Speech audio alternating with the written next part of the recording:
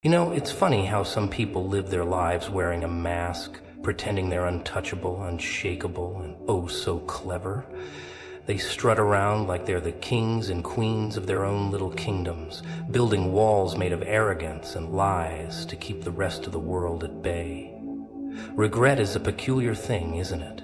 It sneaks in like a thief in the night, quiet and unseen, but its presence is loud enough to drive someone mad. Oh, but narcissists? They're a different breed. They'll never let you see it, never let you know it's eating them alive. They've built this entire identity around the idea that they're untouchable, immune to silly little human emotions like remorse. But here's the joke. They feel it. Oh, they feel it all right. You think they don't replay the scenes in their mind where they should have said something different, done something differently. They notice, and it stings. But they'll never let it show. See, for them, regret isn't something to confront. It's something to bury. Deep. Deeper than their lies.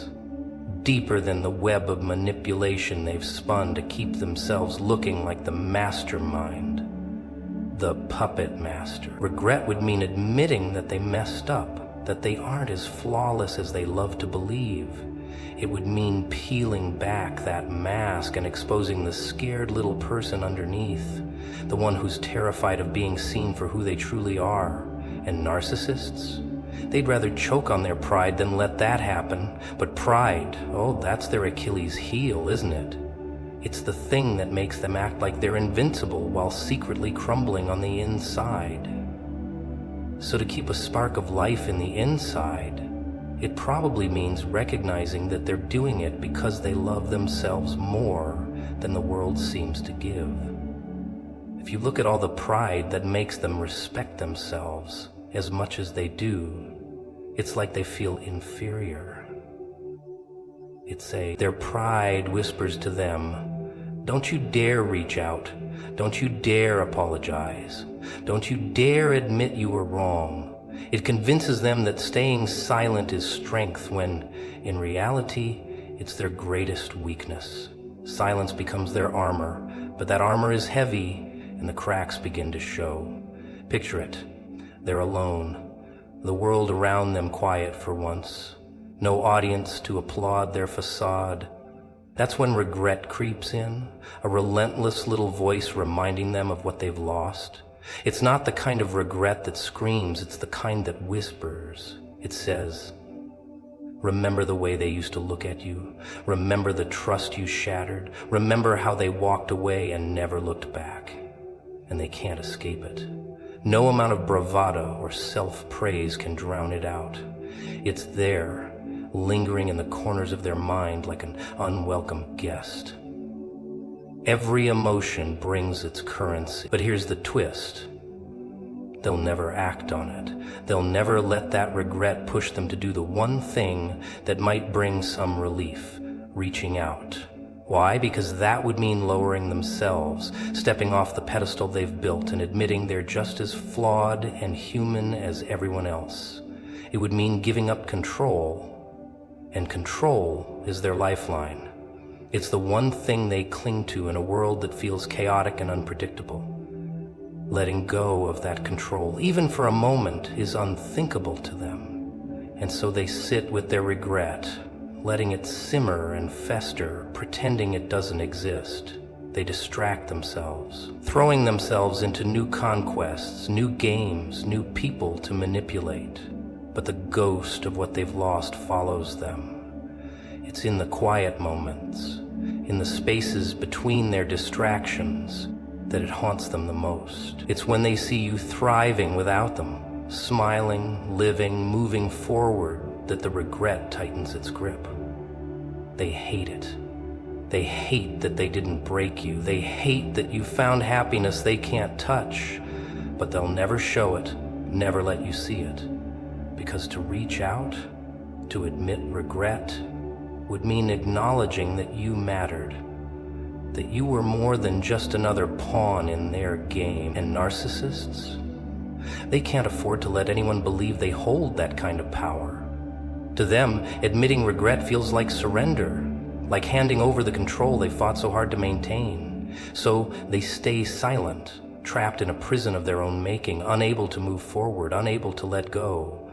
Their silence becomes a double-edged sword. It protects their ego, yes, but it also keeps them from ever finding peace. They can't go back and fix what they've broken, but they can't move on either. They're stuck, frozen in a cycle of denial and regret, watching from the sidelines as life goes on without them.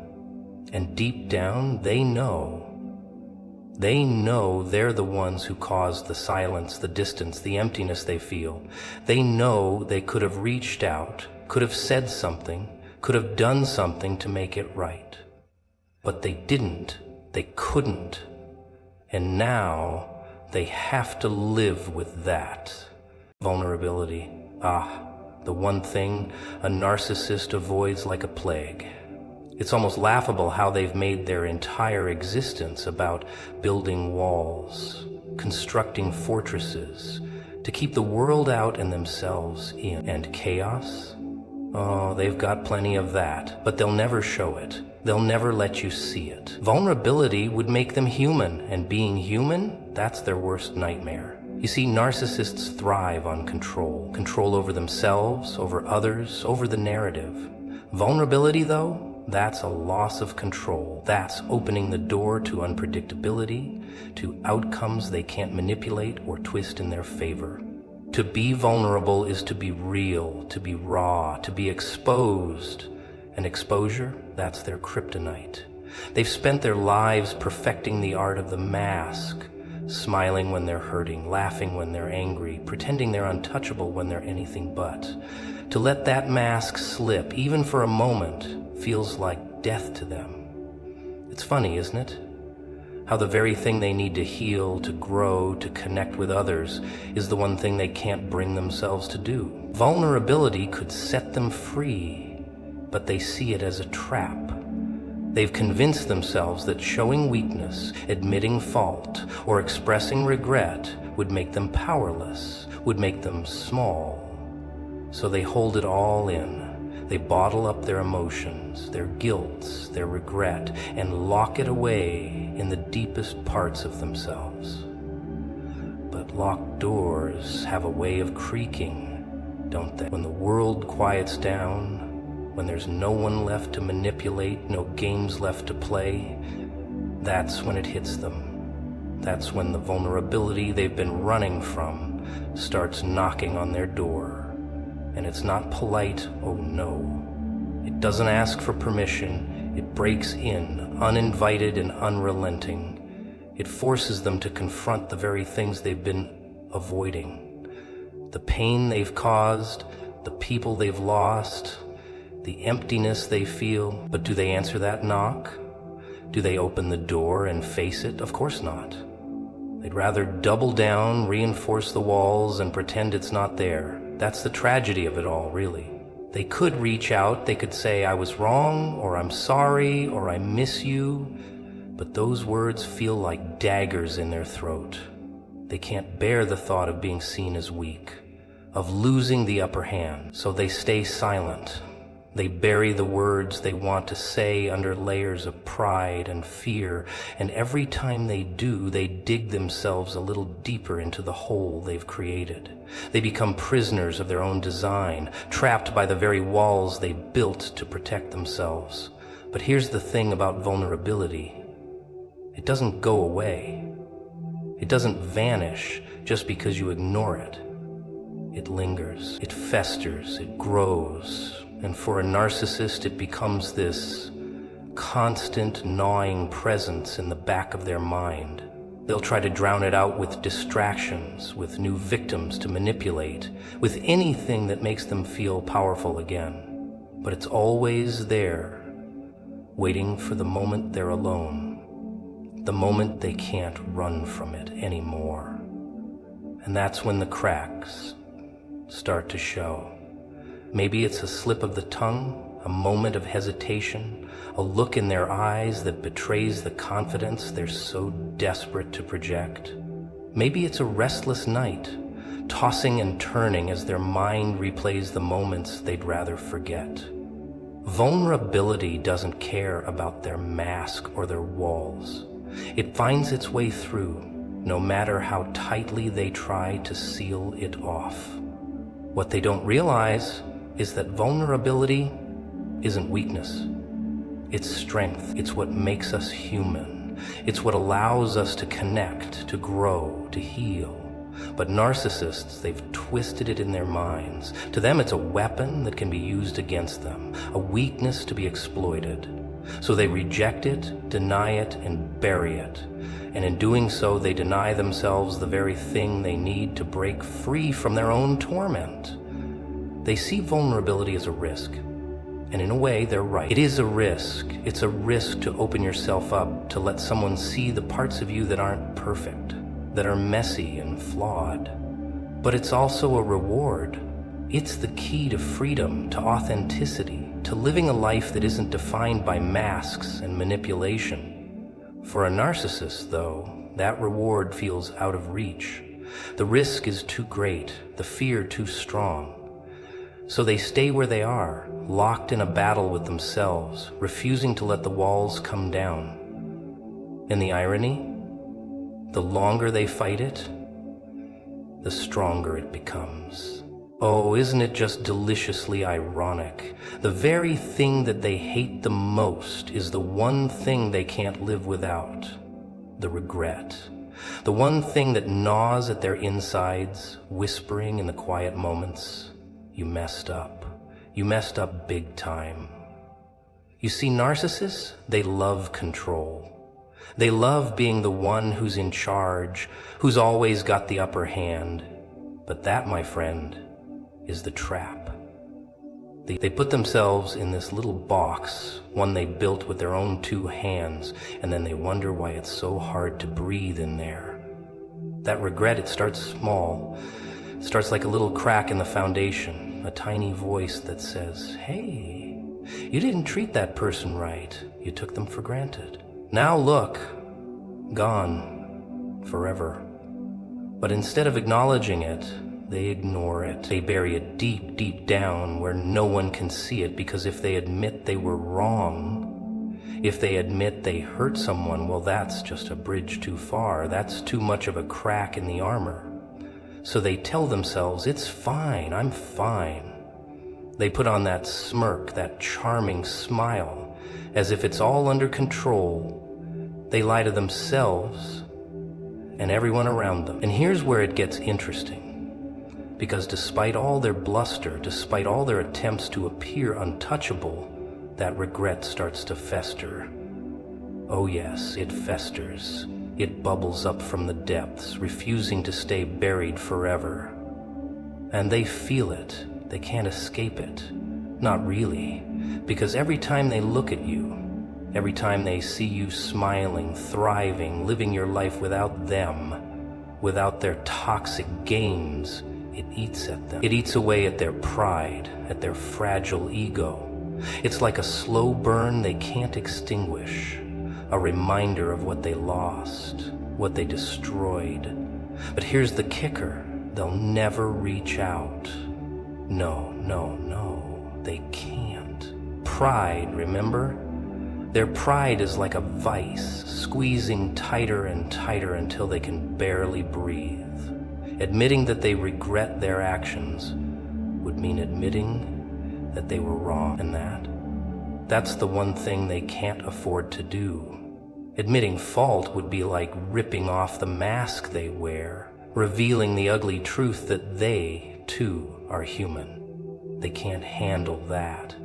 They'd rather go on pretending that they're above it all, that they're untouchable, that they're the ones who control the narrative. It's all a performance, you see. A big, grand show for the world. The charming smile, the confident walk, the way they convince everyone that they're better than they really are. But behind the scenes, behind closed doors, that's where the regret festers.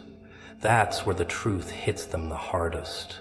It's when they're alone in the dark, staring at the ceiling, that they can't escape the nagging feeling that maybe just maybe, they took it all too far. Maybe they pushed too hard. Maybe they destroyed something beautiful that they'll never get back. But reaching out, asking for forgiveness? No, that's too much. That would be giving up their precious control. That would be showing weakness. And they can't afford that. So they stay silent. They stay quiet, hiding behind their wall of pride. They tell themselves that they're fine, that everything is fine, even as the regret slowly consumes them from the inside out. They'll try to distract themselves. They'll find new people to manipulate, new games to play, new distractions to drown out the regret. But it's always there, lurking just beneath the surface, ready to remind them of their failures. And oh, the irony, it's almost beautiful. They built their world on lies, on manipulation, on control. And now they're trapped in it. They're prisoners of their own making, held hostage by their inability to face the truth. They can't let go of their pride long enough to reach out and make things right. And the longer they refuse to confront the regret, the more it grows.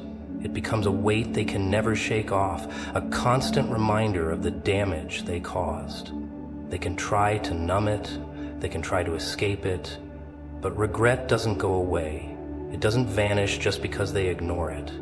It's there, always there, eating away at them, making them question everything they thought they knew about themselves. And they'll never admit it. They'll never admit that they regret it, that they want to undo the damage they caused. Why? Because to admit that would be to lose. To admit that would be to admit that they were wrong all along. And a narcissist can never be wrong. So they stay silent, their pride their only companion, and regret their only enemy. Oh, isn't it fascinating how the world just spins and spins and people just keep on moving as though nothing ever really matters. But let's talk about something that does matter. What happens when you stop playing the game? When you stop giving them the power? When you stop reacting to their nonsense? You see, the thing that drives these manipulators, these narcissists, is not control over you. Oh no. It's control over how you feel. They want to make you feel crazy, insignificant, small, and in a constant state of chaos, because that makes them feel big, makes them feel like they've got something you don't. And what do? They manipulate, they gaslight, they push your buttons, pull your strings. They make sure that your every move, your every word is just a piece in their sick little puzzle. They thrive off of your reactions, because as long as they can make you feel something, anything, they've got the upper hand. They want to see you squirm, to watch you struggle with your emotions. They want to be the puppet master, pulling the strings and laughing as you dance to their tune. But here's the thing. What happens when you stop dancing? What happens when you realize that you don't have to react, that you don't need to play their game? Because that's the part they can't stand.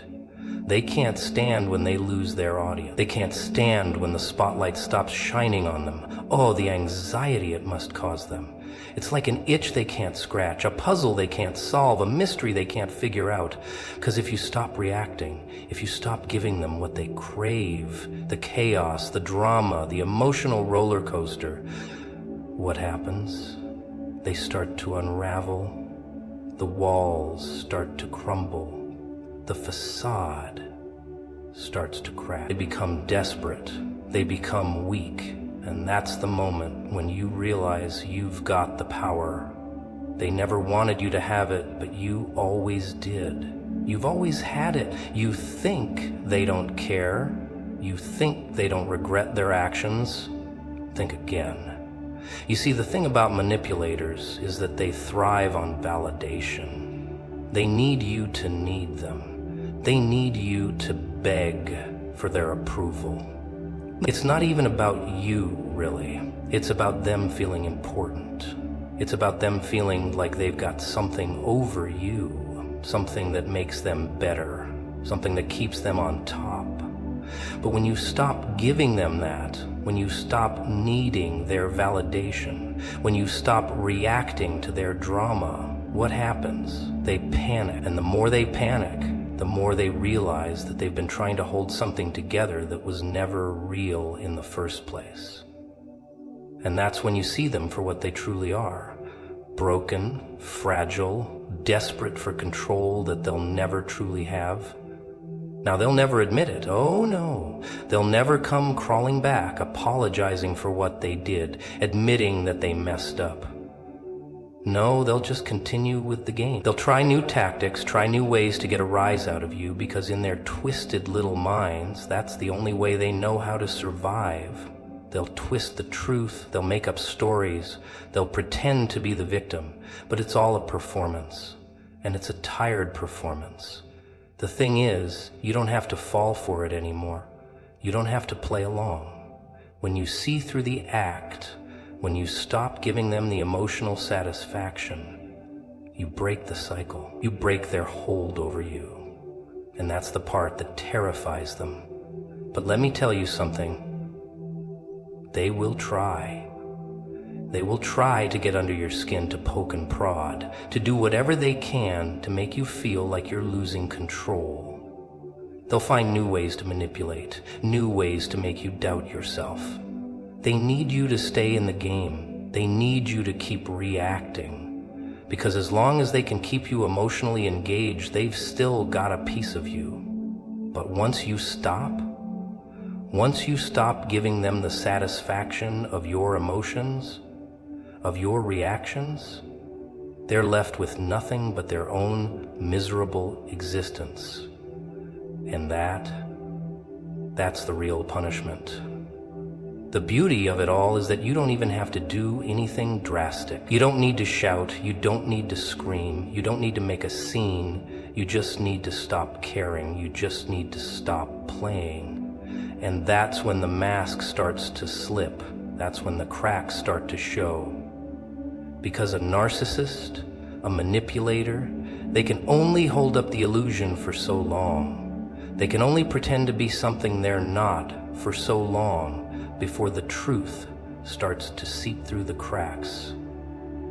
The narcissist gets smarter each time, and when that happens, when you stop playing their game, they lose.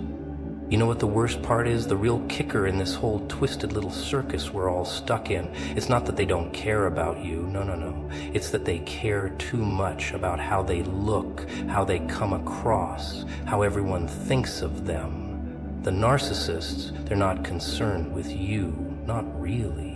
What they're concerned about, what keeps them up at night, is how to make sure the world sees them as perfect, as the golden child, as the one who always wins. This was the golden child. The best was always them. It's a show, a performance, a carefully curated illusion, and you're just part of the script.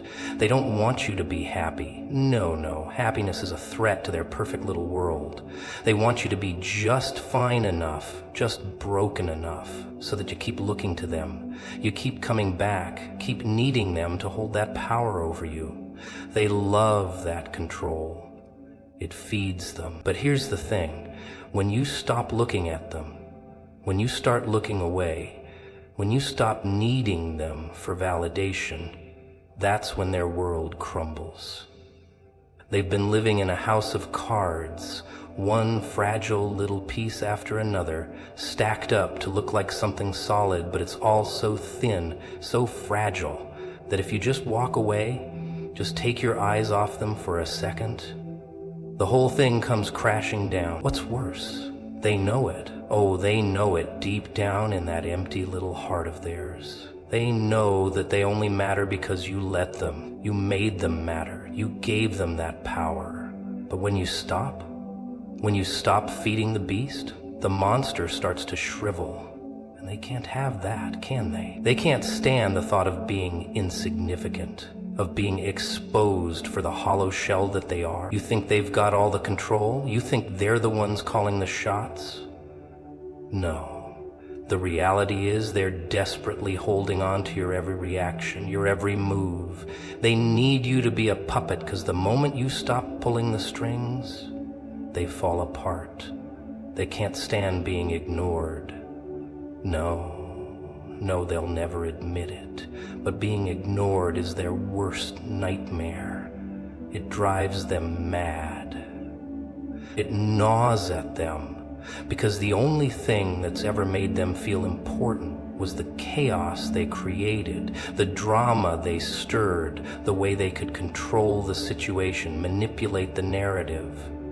And when you stop playing along, that's when they lose their grip. It's like they've been running a marathon, but suddenly you're not there to chase anymore. Suddenly, the ground beneath them is slipping away. And no matter how much they try to mask it with more charm, more manipulation, more lies, the truth always remains. You've stopped feeding them. You've stopped reacting. And that terrifies them. But they can't ask for what they need. Oh no, they can't. Their pride won't let them. They'd rather die than admit that they're vulnerable, that they need someone, that they can't do it on their own. They won't reach out, not for forgiveness, not for reconciliation, not for anything. They'll keep up the act, playing their little games, pretending that they've got it all together. But inside it's a different story. They're panicking, spiraling, trying to find a way back into your life, trying to find a way to make you care again, but they can't. They can't touch you anymore. They can't get under your skin. And that's the part that kills them. That's when they realize how truly small they are, how weak they've always been. They'll come up with excuses. They'll tell themselves that you're the one who's broken, that you're the one who's messed up, that you're the one who doesn't understand. But deep down, they know the truth. They know that they've been living in a world built on manipulation and lies. And when the illusion fades, they're left with nothing. They'll never admit it, though. No, they'll never come to you, stand in front of you and say, I was wrong. I messed up. I regret the way I treated you. They'll never say it. That's not how it works.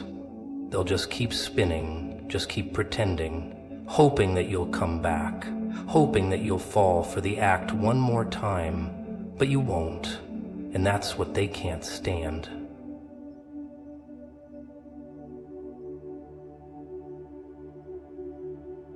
That's not how it works. They'll just keep spinning, just keep pretending, hoping that you'll come back, hoping that you'll fix this, that they convince you, and that's what they really want. That's what eats at them, what drives them mad in the silence, when no one is watching, when they're all alone with themselves. But here's the thing, they'll never be alone with themselves, not really. Because even in their quietest, loneliest moments, there's a voice inside them. A voice that whispers, you lost everything. And that, my friend, is the real punishment. It's the punishment they'll never admit to, but it's the one that hurts them most, because they've spent so much time playing the game, manipulating, controlling, and when the game ends, when the audience stops clapping, when they're left with nothing, that's when the regret hits. But they'll never reach out, they'll never admit that they've lost. So they keep pretending, keep lying, keep trying to force everything back to the way it was, but it's over. It's over, and they know it. They think they've got it all figured out, don't they, these narcissists, these masters of manipulation. They've crafted their little world where everything revolves around them. They've learned how to control, how to pull the strings, how to keep everyone dancing to their tune. And for a while it works. It's like a sick little game where they're the stars, and everyone else is just a background character in their personal movie. All the mob and Cap and Lucas and the Swami leadership and Inga Betty, old girl, religious. But here's the twist. The game only works if you're playing. If you stop playing, if you stop giving them the satisfaction of your attention, if you stop reacting, what happens? What happens when the puppet refuses to dance anymore? The puppeteer loses their grip. They can't handle it. They can't deal with it. Because here's the thing. They've never learned how to deal with silence. They've never learned how to handle being ignored. being nothing to someone. It's like their worst nightmare coming true, isn't it? To be insignificant, to be left out in the cold. They can't stand it. So what do? They start to panic. They start to unravel. They try to find ways to claw their way back into your life, into your emotions, into your thoughts. They'll come up with excuses, fabricate stories, twist the truth. It's all part of the act. But it's not working anymore, is it? You see, when you stop playing their game, when you stop giving them the one thing they crave, your attention, your emotional reactions, they're left with nothing. Nothing but a hollow shell of themselves. Nothing but the empty promises they've been making to themselves. The lies they've been telling, the manipulation they've used to keep you where they want you. They can't reach out. They won't. Oh, they might try. They might send you a text or make a comment to see if they can get under your skin. They'll do whatever they can to provoke a response from you, to make you care again, to make you feel something. But deep down, they know it's not the same. They know they've lost their grip on you. And that, my friend, is the worst part for them, because the one thing they need most, control, validation, power, is slipping through their fingers, and they can't do anything about it. It's funny, isn't it, how they're so quick to manipulate, so quick to tear you down, so quick to make you feel like you're not enough. But when the tables turn, when the silence sets in, when you stop playing the part they've written for you, suddenly they can't handle it. Suddenly they're scrambling, looking for a way back into your life, trying to make amends in whatever twisted form they think will work, but it's too late. You've seen through the act. You've stopped caring, and that's the real kicker for them, because they can't admit to themselves that they've lost. They'll never reach out and say, I messed up. I was wrong. I regret treating you that way. Oh no, they'll never do that.